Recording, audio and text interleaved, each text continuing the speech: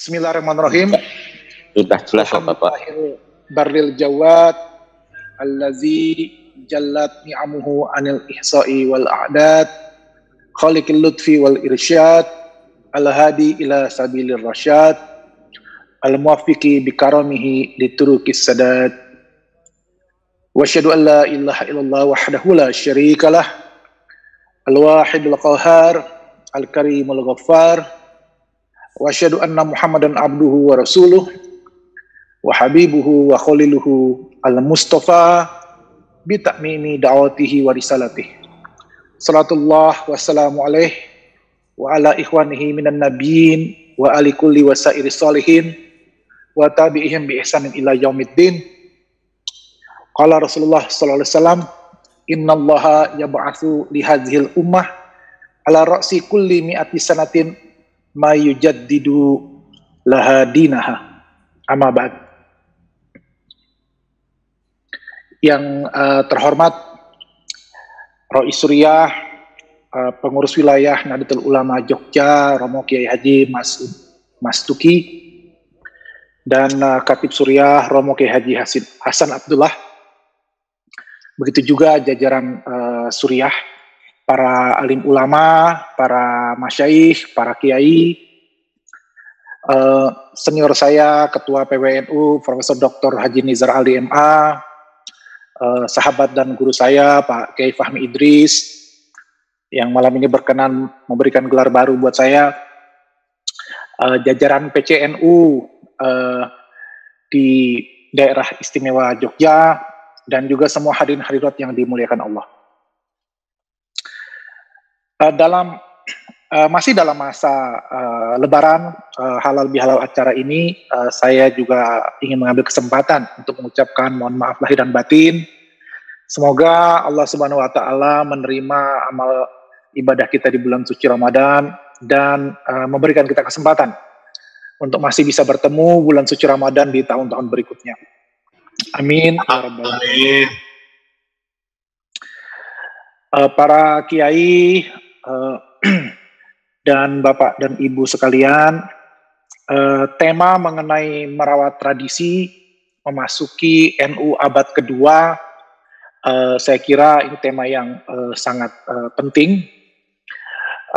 Saya ingin membahas soal tema merawat tradisi ini dengan berkaca ulang terlebih dahulu pada tradisi perkembangan sanad keilmuan dari mazhab Syafi'i.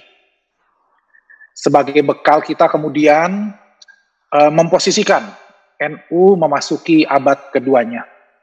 Jadi mohon maaf kalau agak membosankan, agak sedikit tentang tarikh tasyrik mengenai perkembangan sanad keilmuan mazhab Syafi'i sebelum kemudian kita berkaca pada perkembangan 100 tahun dan 200 tahun di masa mazhab Syafi'i untuk kita bandingkan dengan posisi NU.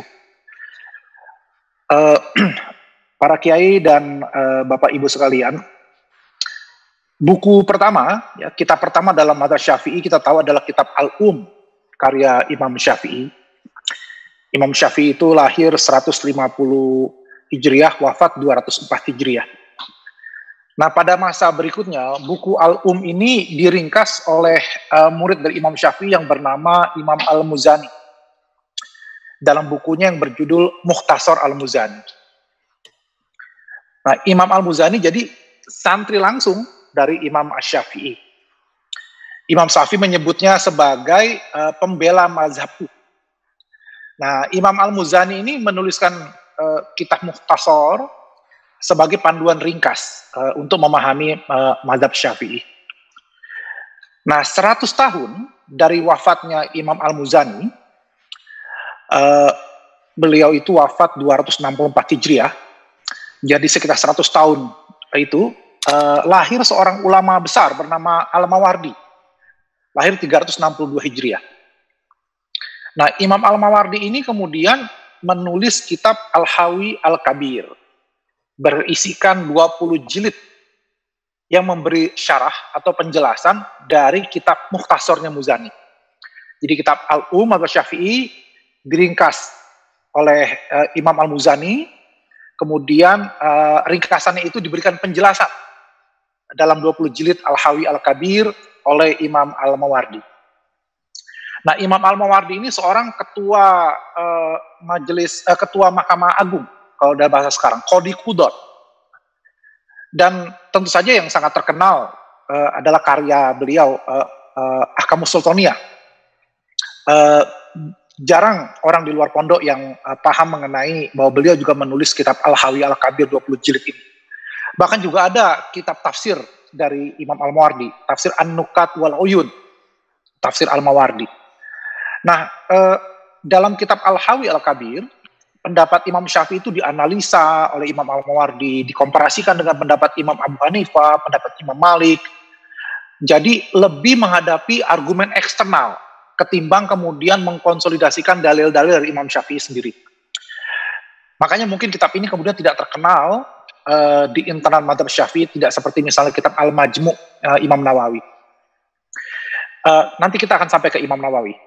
Nah, selanjutnya kitab Al-Hawi Al-Kabir ini diringkas sendiri oleh Imam Al-Mawardi menjadi kitab yang bernama Al-Iqna.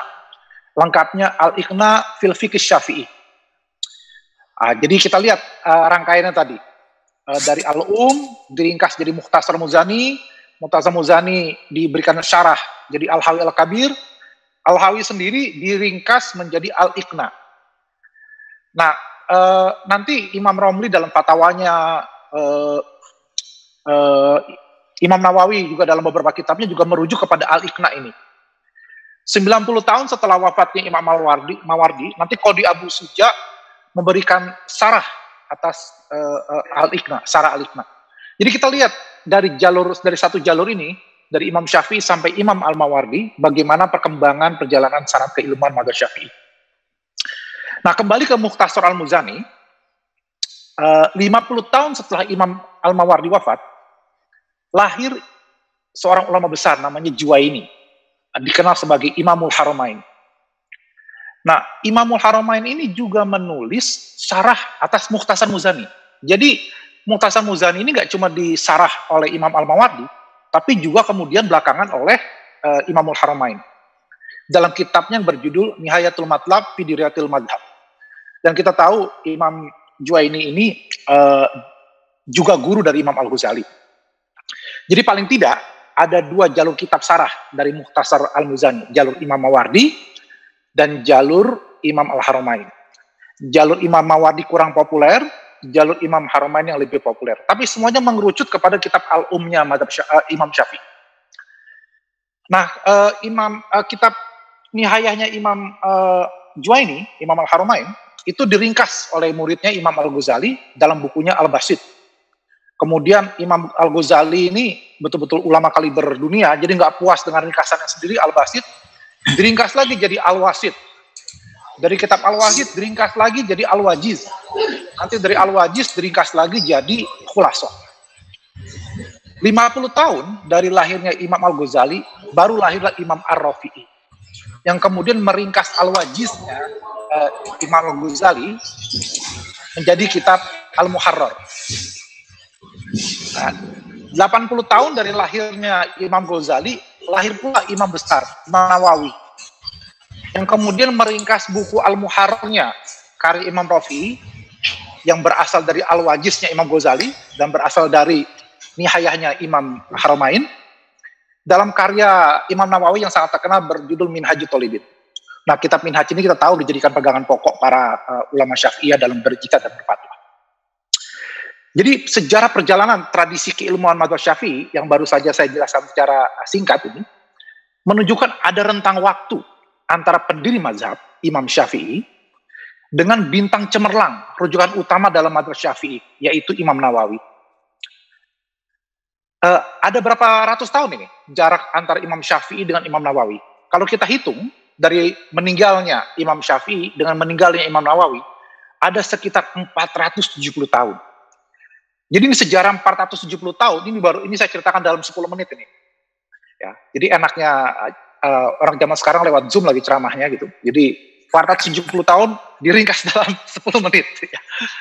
Nah, jadi sekitar hampir 5 abad ini, perjalanan tradisi jejaring sanad keilmuan ini dirawat, dijaga dan dikembangkan oleh para ulama mazhab Syafi'i.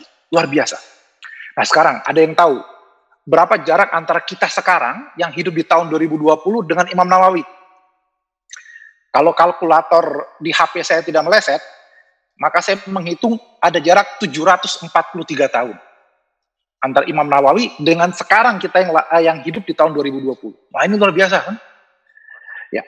Nah, berkaca dari tradisi mazhab Syafi'i tadi, dari munculnya Imam Syafi'i sampai kepada bintang cemerlang Imam Nawawi, yang dari jalur Imam Mawardi maupun jalur Imamul Haramain tadi, maka kita lihat bagaimana dengan Nahdlatul Ulama. Usia Nahdlatul Ulama sekarang hampir 100 tahun. Jadi berdiri 1926, nanti 2026 itu akan memasuki abad kedua NU.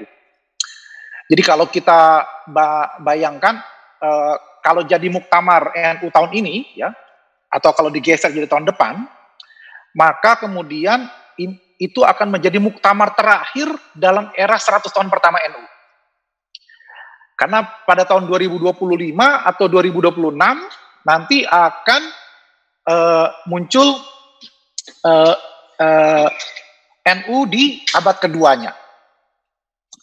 Nah, maka kalau kita sandingkan antara apa yang terjadi dengan mazhab Syafi'i dengan NU, ya ini perbandingan karena memang NU kan berdasarkan tradisi mazhab Syafi'i, jadi sengaja saya bandingkan. Maka 100 tahun dari periode pertama Imam mazhab Syafi'i, sudah banyak ulama beliau, ulama murid-murid beliau seperti Al-Muzani yang meneruskan perjuangan Imam Syafi'i tadi dengan mukhtasornya. 100 tahun pertama NU juga sudah banyak ulama penerus Hadatus Syekh Hasyim Asy'ari yang merupakan murid beliau langsung seperti Mbah Wahab, Mbah Bisri dan para masyaikh lainnya. Telah pula kita saksikan perjuangan Kiai Asad Asembagus, Kiai Ali Maksum, Kiai Marus Ali, Kiai Ahmad As-Siddiq, sampai Mbah Maimun Zubair misalnya. Nah, ini adalah para ulama dalam 100 tahun pertama NU. Nah, pada periode 100 tahun kedua dari mazhab Syafi'i, menurut para peneliti, justru barulah mazhab Syafi'i memasuki puncak keemasan, di mana muncul ulama sekaliber Imam Al-Mawardi dan Imam Al-Haramain tadi, yang memberikan syarah atas kitab mukhtasornya Al-Muzani. Itu artinya, jika perjuangan NU dalam masa 100 tahun pertamanya bercirikan ringkasan atau mukhtasor dari berbagai lembaran tradisi keilmuan berdasarkan ajaran Hadatus Syekh Hasyim Asy'ari, maka 100 tahun kedua NU nanti kita membutuhkan syarah yang panjang lebar, kira-kira setebal 20 jilid Al-Hawi Al-Kabir dan Nihayah. Di sini kita akan memasuki era dalam 100 tahun kedua nanti, wal akhdhu bil jadidil aslah. Jadi kalau dalam tradisi keilmuan di 100 tahun pertama ini kita memasuki al-muhafazah al-qadimi saleh, maka di era abad kedua nanti NU kita insya Allah memasuki era wal akhdhu bil jadidil aslah dengan ciri akan banyak sarah-sarah dari perjuangan murid-murid Imam Syafi'i, murid-murid Hadatus Syekh di periode pertama. Kita bayangkan akan ada jalur Imam Al-Mawardi, akan ada jalur Imamul Haramain. Ambil contoh, dalam periode 100 tahun kedua setelah era Imam Syafi'i, pada kitab An-Nihayahnya Imam Haramain, beliau menjelaskan mana-mana pendapat Imam Syafi'i yang kuat dan lemah, mana pendapat ashab, ya, para sahabat, para murid Asy-Syafi'i dan para ulama mazhab yang lain yang kuat, yang lemah. Jika ada pendapat fuqaha dari mazhab Syafi'i yang dianggap tidak sesuai dengan kaidah, ya, tidak sesuai dengan kawaid fikih, kawaid usuliyah yang ditetapkan oleh Imam Syafi'i, maka Imamul Haramain dalam An-Nihayah akan memberikan catatan khusus. Dia katakan ini bertentangan dengan mazhab Syafi'i. Kemudian beliau jelaskan pendapat yang sesuai dengan kaidah atau usul dalam mazhab Syafi'i itu harusnya seperti apa. Selain usaha beliau di atas, Imamul Haramain Juwaini juga melakukan beberapa tajdid dalam mazhab Syafi'i melalui kitab Nihaya ini. Berupa ijtihad pribadi beliau yang terkadang juga menyelisihi pendapat mazhab. Makanya kita ingat dalam Munas Lampung di tahun 90-an dulu ada istilah bermanhaj ada istilah bermazhab secara qauli, bermazhab secara manhaji. Jadi kalau secara qauli hanya mengikuti teks pendapat Imam mazhab Syafi'i, kalau secara manhaji mungkin ijtihadnya bisa berbeda karena problemnya dihadapi berbeda. Selama masih dalam koridor kawaid fikih dan kawaid usuliyahnya mazhab Syafi'i, itu masih dianggap tidak keluar dari mazhab Syafi'i. Kita bermazhab dengan secara manhaji. Nah, ini kira-kira dicontohkan oleh Imamul Haramain dalam kitab An-Nihaya ini. Nah, ini artinya saya membayangkan 100 tahun kedua NU nanti akan banyak muncul ijtihad baru yang sesuai dengan konteks politik, sosial, ekonomi, dan budaya pada rentang tahun 2026 sampai 2126. Jadi 2026 sampai 2126. Saya kira kita semua yang hadir di malam hari ini, nanti 2126 udah nggak ada semua, kita sudah wafat. Ya. Maka nanti akan ada diskusi-diskusi menjelang memasuki abad ketiganya NU gitu ya. Akan terulang kembali sejarah ini gitu ya. Nah, saya bayangkan akan banyak sekali persoalan yang tidak ditemui pada tahun 26 saat lahirnya NU. Bahkan mungkin kompetitor NU di tahun 26 itu sudah berbeda, sudah bermetamorfosa atau sudah bertambah di tahun nanti 2026. Sementara kalau kitanya masih hanya ingin mempertahankan Imam Syafi'i begitu, padahal Imam Syafi'i sendiri sudah banyak diringkas dan disarahkan oleh para ulama tadi dalam rentang waktu itu, maka apa salahnya kalau kemudian kita juga berharap di tubuh NU juga akan ada sarah-sarah baru memasuki abad kedua NU. Wal akhzu bil jadidil aslah. Nah, yang menarik adalah dalam periode Imam Al-Mawardi saja, ini masih dalam periode 100 tahun setelah Mukhtasar Muzani, beliau, Imam Mawardi, sudah berbeda pendapat dengan Imam Syafi'i. Meskipun beliau tidak terang-terangan. Mungkin takut sul adab gitu ya. Saya ingin kasih contoh. Benarkah ijtihad itu sama dengan qiyas? Nah, ini kan persoalan dalam mazhab Syafi'i. Nah, dalam kitab Al-Hawi Al-Kabir, Imam Al-Mawardi mencoba meluruskan bahwa sebetulnya bukan Imam Syafi'i yang berpendapat ijtihad itu sama dengan qiyas. Yang berpendapat seperti itu adalah Ibn Abu Hurairah, seorang ulama besar, seorang qadhi, Abu Ali Ibn Abi Hurairah. Saya baca teks dari Al-Hawi Al-Kabir di sini. Wa za'ama bnu Abi Hurairata annal ijtihada huwal qiyas. Wa nasabahu ila Syafi'i min kalami stabaha alaihi fi kitabir risalah. Wallazi qalahu Syafi'i fi hadzal kitab inna ma'nal ijtihad ma'nal qiyas. Jadi yang ngomong ijtihad itu qiyas itu sebetulnya Ibnu Abi Hurairah, hanya dinisbatkan ke Imam Syafi'i. Imam Syafi'i sendiri dalam kitab Risalah menurut Imam Al-Mawardi hanya mengatakan bahwa makna ijtihad itu sama dengan maknanya qiyas. Nah, karena itu Imam Mawardi berani mengatakan bahwa sebetulnya ijtihad dengan qiyas itu berbeda. Karena al-ijtihad muqaddimah lil qiyas gitu. Jadi hanya baru pendahuluannya saja gitu ya terhadap qiyas. Bahkan Imam Al-Ghazali dalam Al-Mustasfa fi Ilmil Usul mendukung pandangan Imam Al-Mawardi ini dengan mengatakan bahwa fuqaha, ya nggak disebut namanya, dia nggak bilang Imam Syafi'i.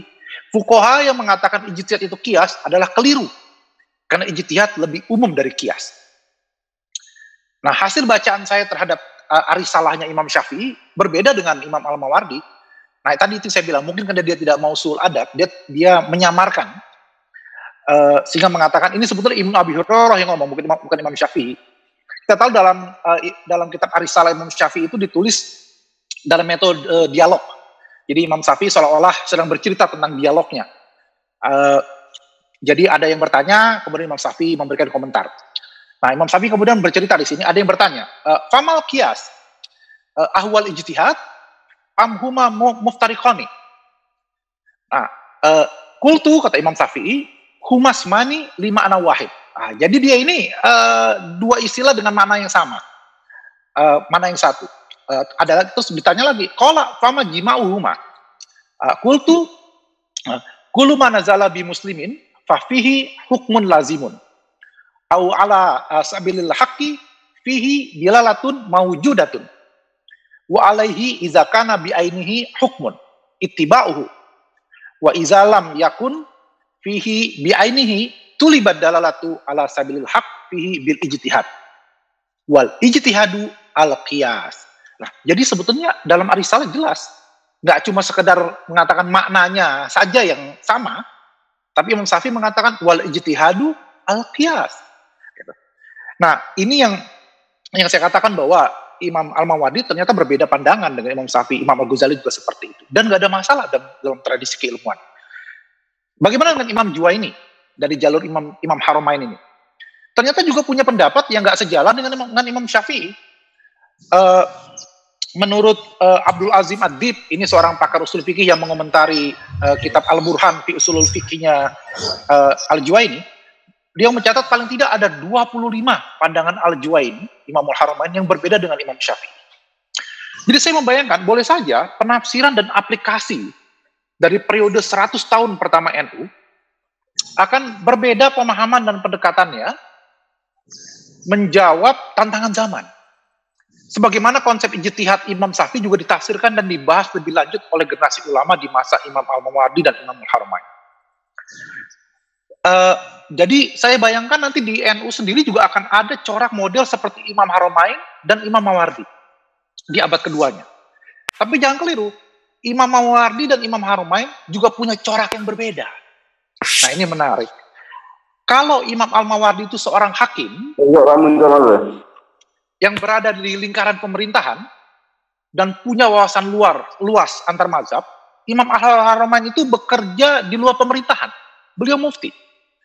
Beliau punya pandangan, misalnya boleh ada lebih dari satu khalifah asalkan letaknya berjauhan atau dipisahkan lautan. Nah, ini berbeda dengan pandangan Imam Mawardi yang menulis Ahkamus Sultaniyah berdasarkan perintah dari khalifah saat itu. Nah, Imam Haramain ini juga pembela doktrin ilmu kalam Asy'ari yang gigih, sehingga beliau itu sering berpolemik keras dengan Mu'tazilah, dan juga pentarjih beberapa pendapat di kalangan mazhab Syafi'i. Maka saya bayangkan nanti 100 tahun kedua NU dalam rangka mensyarah apa yang sudah dilakukan oleh para murid-murid Hadatus Syekh, akan muncul ulama NU yang seperti Imam Al-Mawardi dan juga seperti Imam Haramain, yang coraknya juga berbeda. Ada yang berada di pusat kekuasaan sesuai dengan tafsir dan ijtihadnya seperti Imam Al-Mawardi. Ada yang setia berada di jalur keilmuan seperti Imam Al-Haramain. Ada yang cenderung berargumen secara eksternal antara NU dengan ormas lainnya seperti Imam Al-Mawardi.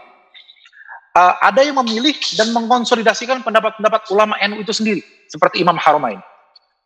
Ada yang membina hubungan baik antar mazhab dan aliran seperti Imam Al-Mawardi. Ada yang merupakan pembela utama doktrin Aswajah, bahkan kalau perlu berpolemik dengan pihak lain. Kalau dulu Mu'tazilah, mungkin sekarang Wahabi, Ikhwani, dan seterusnya, seperti Imam Haramain. Jadi NU saya kira akan memasuki era lahirnya ulama-ulama dengan dua jalur ini tadi. Ada jalur Imam Mawardi, ada jalur Imam Haramain. Yang boleh jadi mereka nanti akan berbeda pandangan dalam penafsiran dan aplikasi konun asasinya Hadatus Syekh di abad kedua kelak. Konun asasi akan disarahkan berjilid-jilid seperti Al-Hawi dan Nihayah dengan lebih luas dan lebih luas sesuai tantangan abad kedua NU. Dengan kata lain, konun asasinya Hadatus Syekh tetap jadi pegangan, pedoman dasar seperti kitab Al-Umnya Imam Syafi'i, tapi sarah dari konun asasi akan dinamis, progresif, seperti kitab karya Imam Al-Mawardi, Imam Haramain, dan para ulama berikutnya. Nah, kalau pendekatan wal ahzu bil jadil aslah di abad kedua NU ini bisa diterima, maka boleh jadi kita tidak perlu menunggu abad kelima NU untuk memiliki bintang cemerlang seperti Imam Nawawi.